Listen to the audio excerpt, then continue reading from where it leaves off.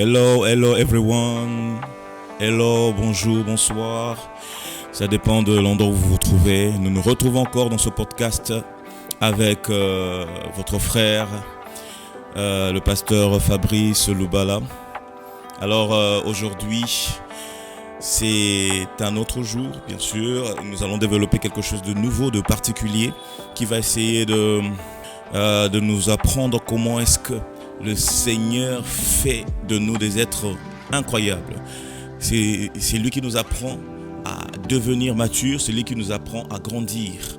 Alors aujourd'hui, le thème précis, le thème qui est succulent, le thème qui peut changer notre vie et nous amener à voir plus loin qu'avant.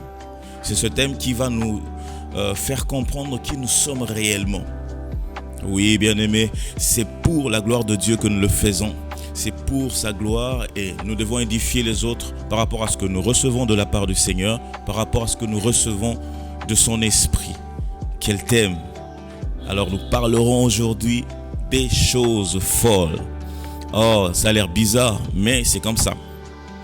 Des choses folles, des choses folles, des choses folles. Le dictionnaire dit par rapport à la folie est un trouble mental, égarement de l'esprit. Une deuxième définition, manque de jugement, absence de raison. Idées, paroles, actions déraisonnables. Ça, c'est selon le monde. Donc, quand on vous voit fou, ça veut dire que vous manquez un raisonnement. Vous n'êtes pas intelligent du tout. Vous n'arrivez pas à raisonner comme les êtres humains normaux. C'est ce qui fait de ces personnes qu'on voit sur la route en train de manger quoi que ce soit. Ils mangent ce que l'être humain ne mange pas normalement. C'est cela qu'on appelle la folie. Donc, il faudrait comprendre dans ce sens-là. Alors, ce thème qui dit des choses folles, nous n'allons pas parler des fous. Nous n'allons pas parler de la folie de ces personnes. Bien que ça sera énuméré, ça sera pris comme un exemple. Alors, nous allons juste essayer de pouvoir faire comprendre que lorsqu'on est fou étant normal, étant humain normal, et lorsqu'on est fou étant enfant de Dieu, chrétien, fils mature de Dieu. Alors nous allons lire un passage qui va nous aider de 1 Corinthiens 1. Je vais lire à partir de 27. La Bible dit ceci. Mais Dieu a choisi les choses folles du monde pour confondre les sages. Dieu a choisi les choses faibles du monde pour confondre les fortes. Et Dieu a choisi les choses viles du monde et celles qu'on méprise, celles qui ne sont point pour réduire à néant celles qui sont afin que nulle chair ne se glorifie devant Dieu. La folie. Vous savez, dans ce monde, il y a des sages. Je ne parle pas de gens chrétiens. Je ne parle pas des personnes qui glorifient le Seigneur, qui sont comme tout croyants, qui croient en Jésus, dont la spiritualité évolue du jour au jour. Mais ce sont des personnes qui croient en leur intelligence, qui développent leur intelligence chaque jour. Ce qui n'est pas faux, ce qui n'est pas mauvais de développer son intelligence chaque jour. Être sage, c'est preuve de maturité. Oui, être sage, c'est preuve de maturité. Quand on parle de la folie, il faudrait aussi énumérer la sagesse ou l'intelligence. Selon la Bible, il parle de la folie, il mentionne la sagesse et l'intelligence. Quand on parle de fou, c'est-à-dire on le compare à quelqu'un qui est sage, c'est une personne qui est comparée à quelqu'un qui est intelligent et sage. Donc, il faut déjà être clair dans ce sujet-là. Alors, pourquoi les choses folles ? Parce que dans les choses folles, il y a les choses incomprises. Les choses qu'un être humain peut faire que le monde ne comprenne pas, n'arrive pas à détecter. Du coup, pour eux qui sont sages, pour eux qui sont plus intelligents que les autres, ils vous traiteront de fous ou de folles. Ce qui est clair. Par contre, 1 Corinthiens 1, la Bible déclare, il dit clairement, mais Dieu a choisi les choses folles du monde pour confondre les sages. Dieu prend les éléments de cette terre. Dieu prend les éléments de ce monde pour confondre même les sages de ce monde. Pour ceux-là qui sont sages, pour ceux-là qui sont intelligents, Vous savez que la croix, l'événement de la croix est une folie pour eux. Pour eux, c'est incroyable. Parce que l'effet de ressusciter, c'est inhumain. Selon la sagesse et au-delà de la sagesse humaine. Plus tard dans 1 Corinthiens, dans ce même passage, dans ce même chapitre, la Bible parle, si nous lisons dans 17, il dit « Ce n'est pas pour baptiser que Christ m'a envoyé, c'est pour annoncer l'évangile et cela sans la sagesse du langage. » Je prends 18. « Car la prédication de la croix est une folie pour ceux qui périssent. » La prédication de la croix est une folie pour ceux qui périssent. La prédication de la croix est une folie pour ceux qui ne comprennent pas qui est Christ, pour ceux qui n'arrivent pas à saisir réellement cette histoire de résurrection de Jésus. En d'autres termes, nous sommes fous parce que nous croyons que Christ est ressuscité, est mort et il est ressuscité. En d'autres termes, eux ils sont sages parce que nous devrions être dans des asiles psychiatriques, enfermés quelque part parce que ce que nous disons, ce n'est pas selon leur définition, leur façon de voir, leur façon de vivre, la sagesse, leur intelligence. C'est ce que eux voient. Mais nous qui sommes de Dieu, nous qui sommes nés de nouveau, nous qui avons le Saint-Esprit, nous qui développons chaque jour, nous grandissons, nous sommes matures par le Saint-Esprit chaque jour, nous comprenons que la folie n'est pas de notre côté, la folie est de leur côté. Puisqu'ils n'arrivent pas à comprendre ce qui est réel. Vous savez, le vrai n'est pas ce que nous voyons réellement, n'est pas seulement ce que nous voyons réellement. Parce que tout ce qui existe commence par le spirituel. Tout ce qui a été fait commence par le spirituel. Tout ce qui a été fait commence par la pensée. La pensée est développée dans l'esprit, dans l'âme. La pensée est développée là parce qu'avant de créer une chaise, avant de créer quoi que ce soit, il faudrait penser. Ça vient d'où? C'est une folie. C'est une folie pour ceux-là qui ne comprennent pas. Alors pour eux, ceci est une intelligence, c'est une sagesse de l'être humain. Et Dieu dit, il va faire agenouiller ceux-là qui ne comprennent pas cette définition de folie. Pour eux, ce que nous parlons de la croix, ce que nous disons concernant la croix est une folie pour eux. C'est difficile à un être humain qui n'est pas chrétien de croire que Dieu ou Jésus peut marcher sur l'eau. Par exemple, c'est difficile pour un être humain de croire, de voir, si tu le dis, parce qu'il n'a pas vu que Jésus a marché sur l'eau. C'est défier carrément la pesanteur, c'est défier carrément les principes physiques. Mais ce sont là qu'on appelle les choses folles. Ce même Jésus, c'était sur la barque avec les apôtres. Il a su bloquer ou calmer la tempête. Si vous racontez cette histoire, on va vous prendre pour un fou. Si vous racontez cette histoire, on croirait que vous avez perdu la tête. Or, c'est une vérité. Pour nous, étant spirituels, étant enfants de Dieu, nous savons que c'est vrai. Et d'ailleurs, la Bible dit que le Seigneur nous dit que nous ferons des choses plus que ce qu'il a fait. Nous avons la possibilité de le faire. Si nous croyons, si nous avons la foi. Pour un homme normal, la folie est comme quelqu'un qui vient, qui vous dit que je vais déplacer les montagnes, et il est fait physiquement. Mais quand vous le dites sans pour autant qu'il le voie, il ne vous croira pas. C'est une folie pour eux. C'est une folie. La croix est une folie. La vie chrétienne est une folie pour ceux-là qui ne sont pas chrétiens. Le développement de l'esprit en Christ est une folie pour ceux-là qui n'arrivent pas à comprendre ça. Alors aujourd'hui, voilà pourquoi nous parlons de ces thèmes choses folles.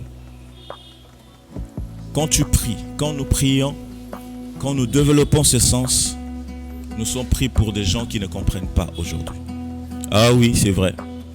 On est pris pour des gens qui n'arrivent pas à être comme eux. Ils prétendent être plus sages. Ils prétendent être plus intelligents. En réalité, c'est nous qui comprenons réellement ce qui se passe dans le monde. En réalité, c'est nous qui saisissons ce que le Seigneur est en train de faire ou de modifier dans ce monde. Ceux qui t'appellent fou, ceux qui croient que tu es fou ou folle, pendant que toi tu sais que, étant chrétien, ce que tu vis, c'est par l'esprit. Ce n'est pas important de pouvoir se morfondre, ce n'est pas important de pouvoir baisser les bras, ce n'est pas important de pouvoir pleurer. En cet instant-là, devant Dieu, toi tu as la raison. En cet instant, devant Dieu, tu es pleinement une personne sage. Mais ça ne fait pas de toi quelqu'un d'orgueilleux, ça ne fait pas de toi quelqu'un qui rabaisse les autres. Dans Philippiens 2, la Bible dit considérez les autres comme s'ils étaient supérieurs à vous. Quand ils vous présentent, ils disent qu'ils sont sages. Laissez-les avec leur sagesse. Quand ils vous disent qu'ils sont intelligents, laissez-les avec leur intelligence. C'est les actes que vous allez faire, les actes qui vont contredire. Ce sont vos actes qui vont faire voir que vous êtes différent d'eux. Et de la façon dont ils réfléchissent est carrément différent de ce que vous êtes en train de sortir comme mot, comme réflexion. C'est simple, c'est si simple que ça. Alors aujourd'hui, je viens édifier quelqu'un. Aujourd'hui, je viens parler à quelqu'un, à l'esprit de quelqu'un, en utilisant la parole de Dieu, en utilisant la prière que nous allons faire à la fin, pour dire à quelqu'un, tu n'es pas fou, mais tu es en train de vivre l'expérience que le Seigneur voulait que tu vives. Tu es en train de croître, tu es en train d'évoluer spirituellement et dans ton âme. Et cet esprit va pousser à ton corps de pouvoir de se développer et de montrer au monde que tu n'es pas fou. Mais c'est eux qui ne comprennent pas ta spiritualité. C'est eux qui ne comprennent pas l'état dans lequel tu es. Lorsque le Saint-Esprit a envahi notre esprit, lorsque le Saint-Esprit envahit notre âme, nous devenons des personnes incomprises, des personnes qui n'arrivent pas à être saisies par l'homme. Vous savez, des fois, l'être humain le plus sage, si on peut le dire comme ça, le fait de ne pas comprendre quelqu'un, pour lui, toi tu es fou. Or, c'est pas ça. Il se sent faible, il se sent inférieur. Au lieu de le dire ouvertement que je suis faible à toi, je suis faible par rapport à toi, et je n'arrive pas à comprendre par rapport à ce que toi je n'arrive pas à comprendre ce que toi tu comprends, alors il définit de folie. Et prenez exemple de ces fous qui marchent. Les fous qui marchent, normalement, les asiles psychiatriques disant que c'est une perte de mémoire, les gens verront que ce sont des personnes qui ont eu des coups peut-être de la tête. Les gens voient des personnes qui sont en manque d'intelligence ou de sagesse. Mais lorsqu'un chrétien voit ces genres de personnes, lorsque une personne spirituelle voit ces genres de personnes, il se dit, il y a quelque chose qui s'est passé qui a rendu fou cette personne. Notamment, c'est une chose que les autres ne voient pas. Spirituellement, il y a quelque chose qui est caché. Et les enfants, les fils matures de Dieu sont ceux-là qui voient réellement cela. Et vous êtes là, vous deux, un homme normal, un homme qui développe son intelligence et toi qui développes ta spiritualité. Vous regardez un fou, lui il dira que mais ce monsieur est fou. Mais toi tu vas dire, mais moi je vois qu'il est très intelligent, je vois qu'il est sage.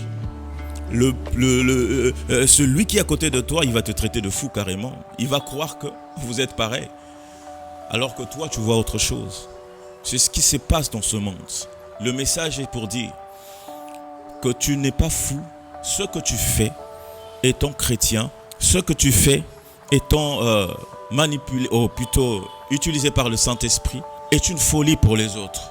La croix est une folie pour les autres. La résurrection de Jésus est une folie pour ces gens. Marcher sur l'eau est une folie pour ceux qui ne comprennent pas.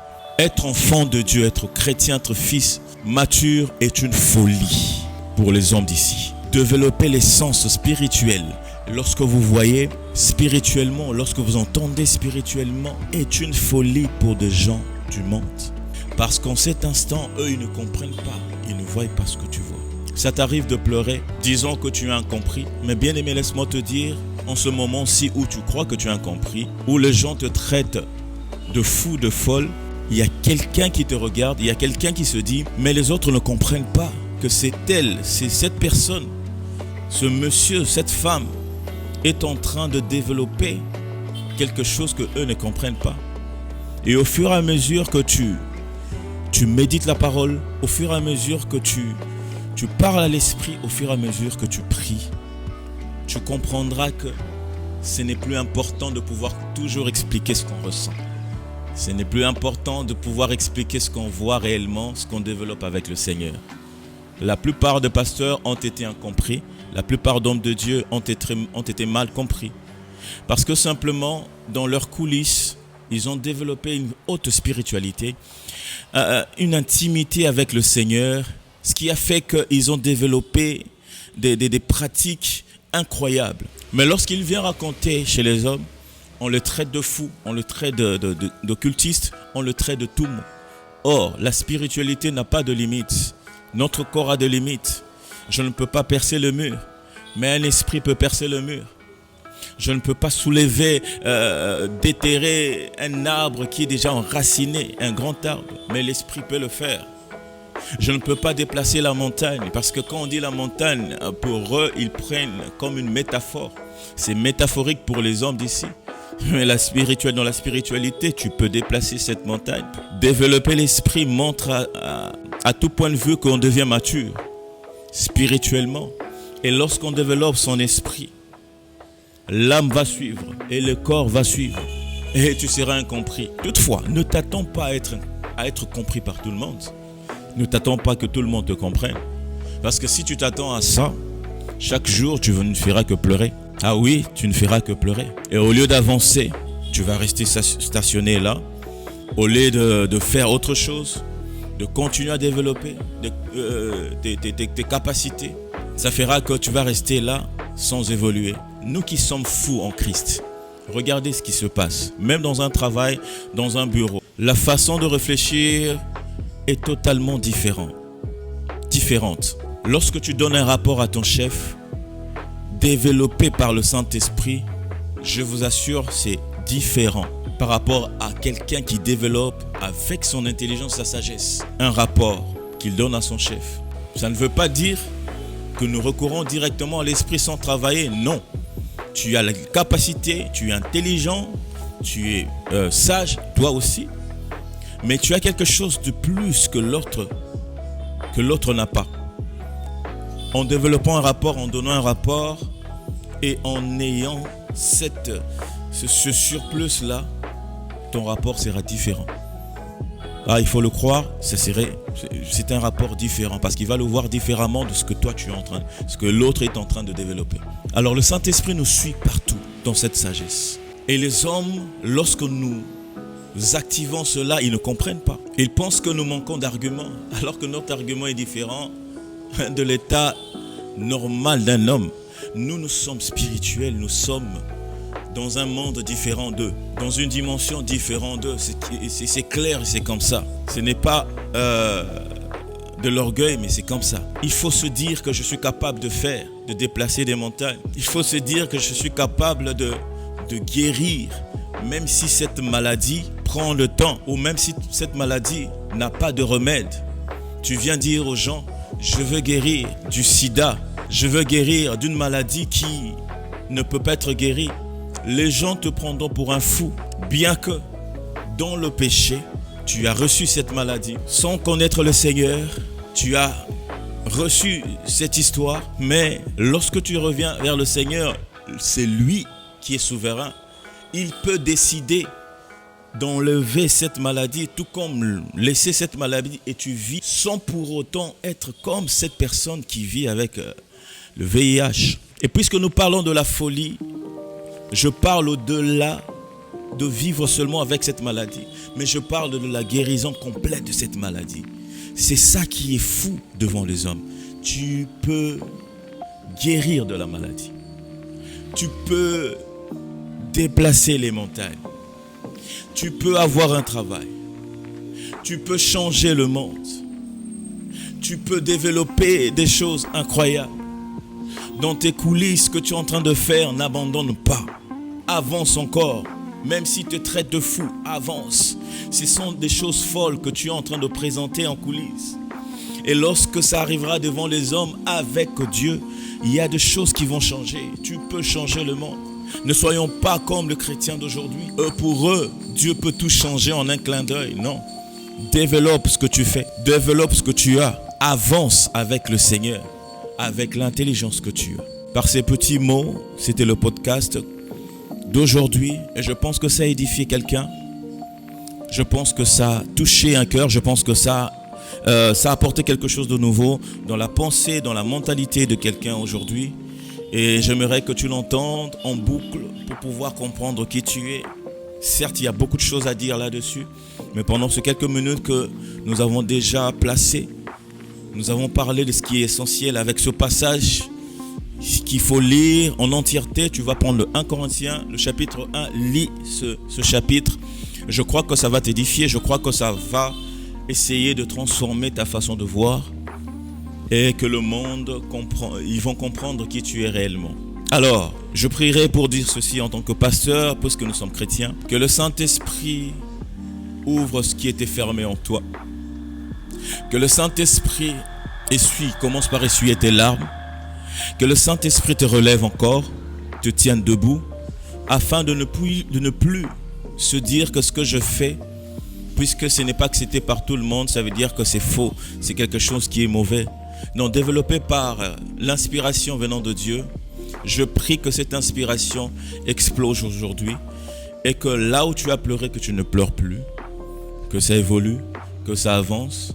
Là où on t'a surnommé de fou, de folle, que le Seigneur fasse taire ces personnes. La Bible dit que le sort fasse taire toute contestation.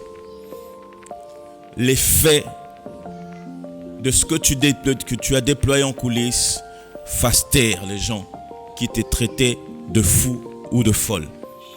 Au nom suprême de Jésus. Et ce qui va se passer en voyant cela, tu vas partager ton secret.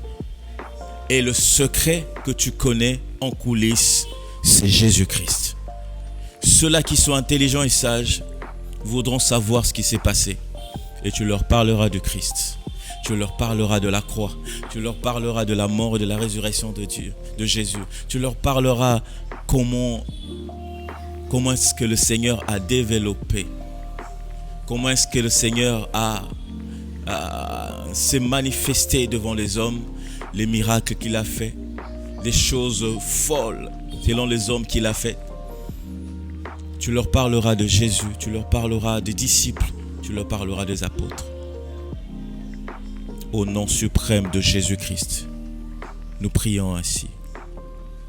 Amen.